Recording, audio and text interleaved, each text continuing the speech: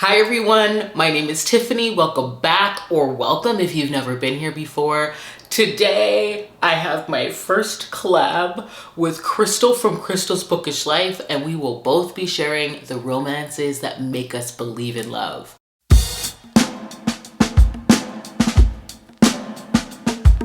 Now, if for some reason you aren't already following Crystal, I'm gonna link her below, but I'm fangirling because I absolutely love the way that Crystal talks and gushes about books. The way that she's able to articulate what works for her and what doesn't. It's so like her to get right at the heart of why I read romance with this video idea. So I'm very excited. Let's just get started. The first romance that makes me believe in love is from a series that I devoured, and that is Just a Heartbeat Away by Cara Bastone. This is warm, heartfelt, and has a longing that is scalding. This is my kind of slow burn. Somehow it's sensual and sweet because of the yearning and the uncertainty between them. We meet Sebastian when he's in the height of grief after losing his wife, and his son Maddie's school teacher Via notices that he is just struggling, and she gives him judgment-free and practical advice that ends up becoming like the blueprint for balance in his home. And years later, they reconnect at Maddie's new school where they're now both on staff. So there's like this forced proximity element of the workplace and almost 20-year age gap that does give like Sebastian pause when it comes to pursuing her, and her attraction to Sebastian's like aloof lumberjack hotness while he's this great and sexy dad gets in the way of her freaking agenda to like just go undercover, slide under the radar within this new position. I love how their feelings for each other are inconvenient and yet they cannot help themselves. This captures the rapture and sweetness of a crush. I love how she portrays them as each other's greatest desire and fear. That was beautifully done. It's just so hopeful because she showcases how a true partnership can be transformative, and that's extended to their well-developed friends. I mean, their friends are truly found family in this that keep their rudders fixed and moving throughout life. And I just felt like a partnership like this and a friend group that refuses to let you drown and supports you through life is out there for all of us. And I just love this freaking book. The next on my list is kind of a curveball, and that is There Is No Devil by Sophie Lark.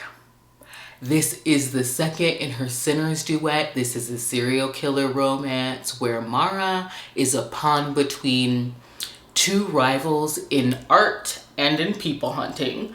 She is also the catalyst for Cole's ability to become transfixed despite his psychopathy, and I had to put this on the list because of how Cole's love enables her to be settled within her own skin and artistry.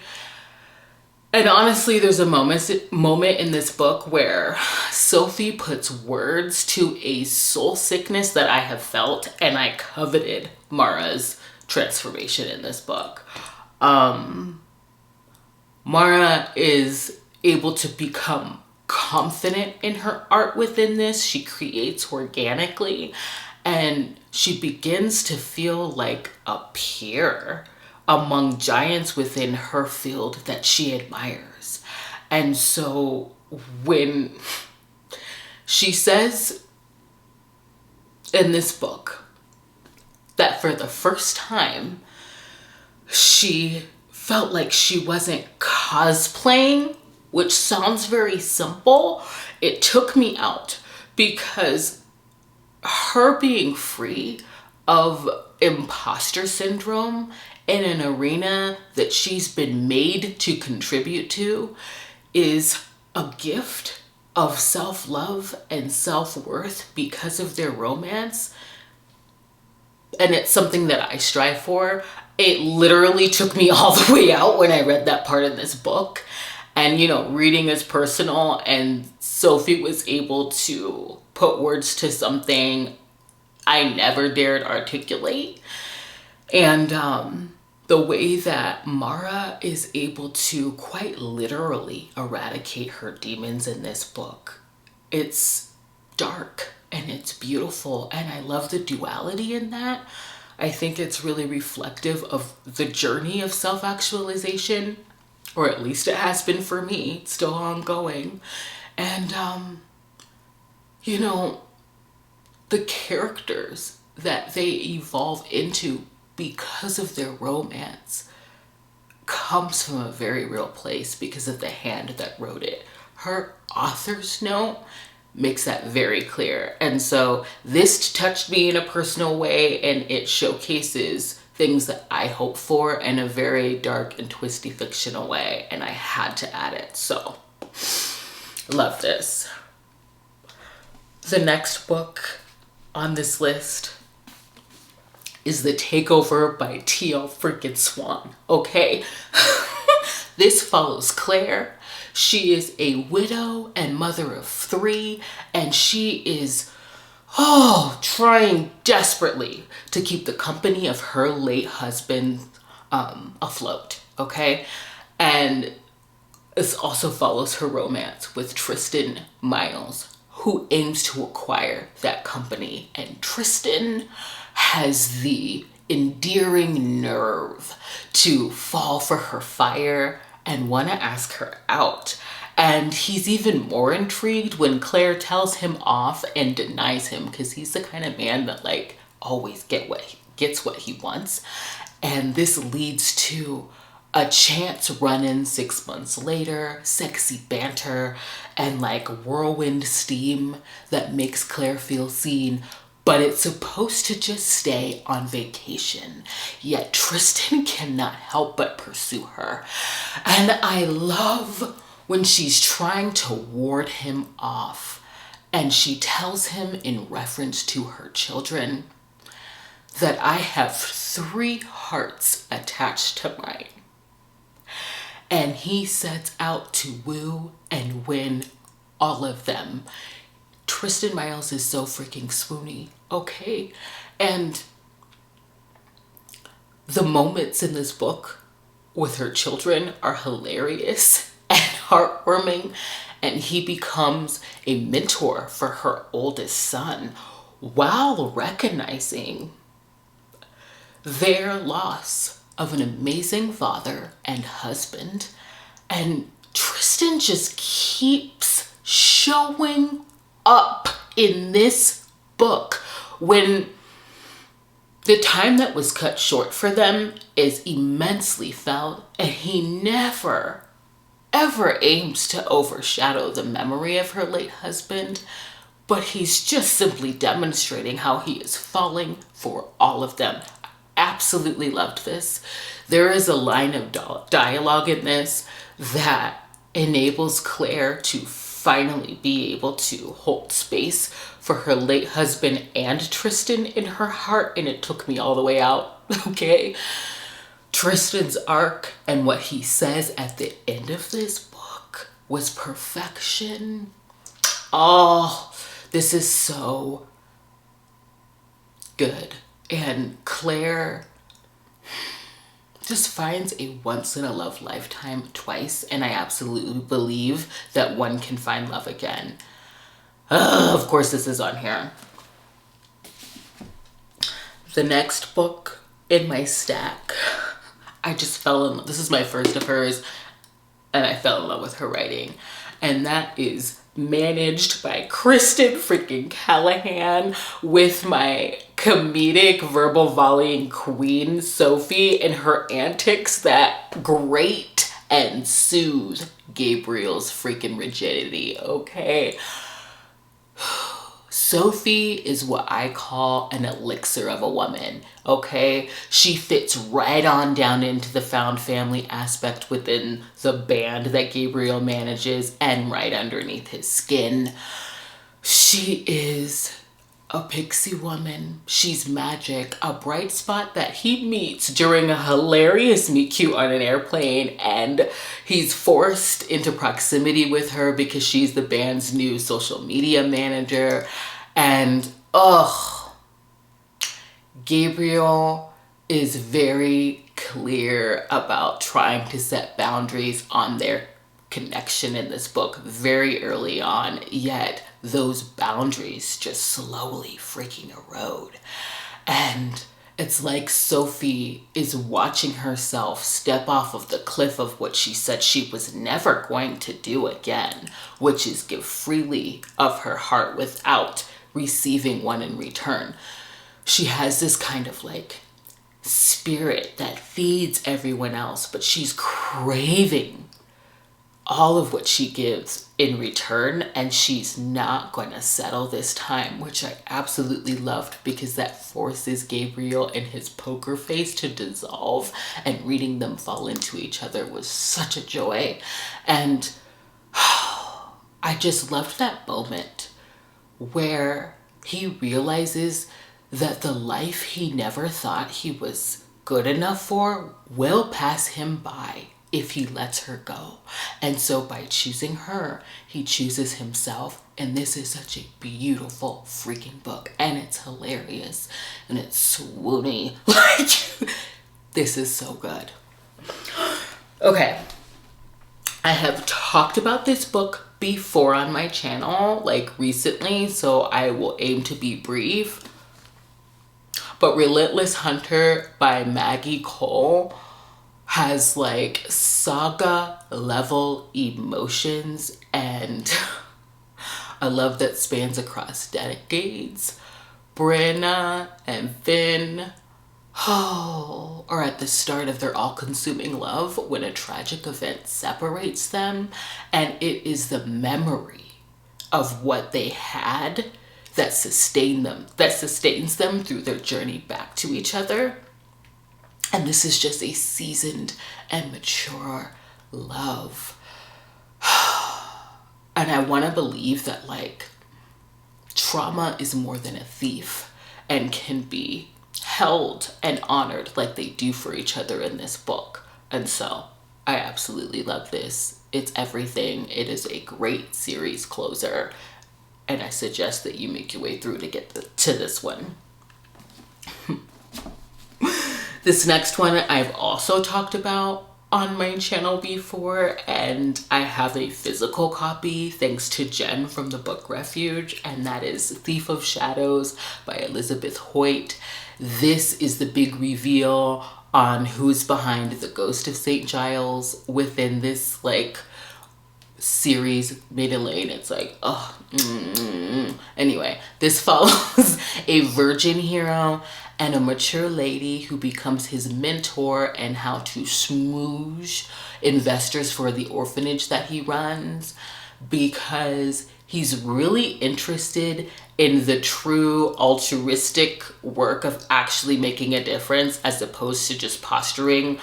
And it's giving like abrasive, okay, and affecting donations. So the tutelage between him and Lady Isabel begins, and it grows into mentorship and passion, which he doesn't take lightly, because this is a man of honor, okay, who has made a vow to protect the innocent. So splitting his attention away from that is a big deal. And I love how he is just so eager to explore her and her body specifically, as opposed to just learning, you know, about sex or how to have sex. It's really about her, the partner that he has set on having for the remainder of his days. And I love when he takes the reins within this team and within their communication, because she too wears a mask, and allows him to see what she believes is her ugliness. And when he tells her, I want to get it right, our greatest intimacy is our ability to be ourselves with each other. I mean, this is more than just sex. It's about that vulnerability and that level of trust. And I love how they both take a leap on each other and the emotional intelligence of this hero, because that is the work that leads to longevity. I love these two, and I had to add this onto the list. Like, I die. I don't know how I don't have a physical copy of this, but I have to put Ivan and Sloane as a couple, as a unit, as goals of devotion on this list. Ivan is the first book in Sophie's Underworld series, and they, you know, show up throughout and such.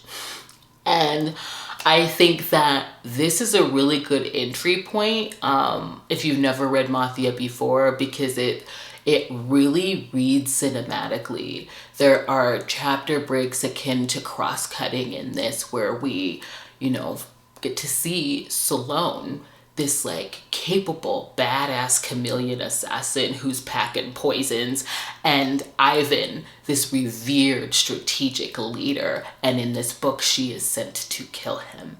And like right before she's about to do it, I love that moment because he catches her off guard. And during that struggle, he has this like reverence and awe of her because of her ability to get past his security and that close to him.